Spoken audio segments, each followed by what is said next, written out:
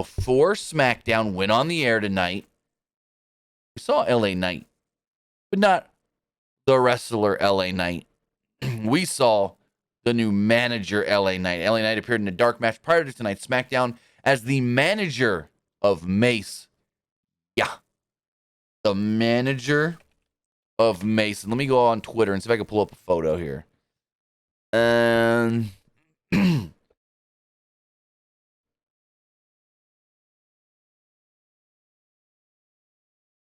now, I don't have too many details on this right now, but we do have this image here. I'm going to pull up on the screen. Let's see. Wrong.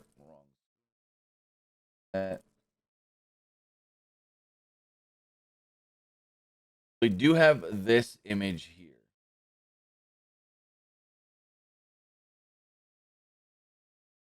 LA Knight as the manager of Mace. I mean, hey, at least Mace ain't in the same. I wish they would change the name. But as far as Mace no longer having like the face paint and being like some retribution tribal character thing, whatever, I don't even know what it was supposed to be. That's kind of cool that he's not the same Mace anymore. But prior to the next Friday Night SmackDown, Knight appeared in a suit with Mace also wearing a suit, as you see here. He cut a promo prior to the match saying that he was creating Knight model management. And his first client was Mace.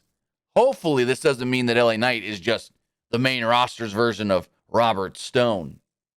Like he said, he's starting Knight model management, which is very similar to the Robert Stone brand. You know what I mean? Mace then took on Eric of the Viking Raiders and beat him with a leg lariat. Cool. I mean, okay.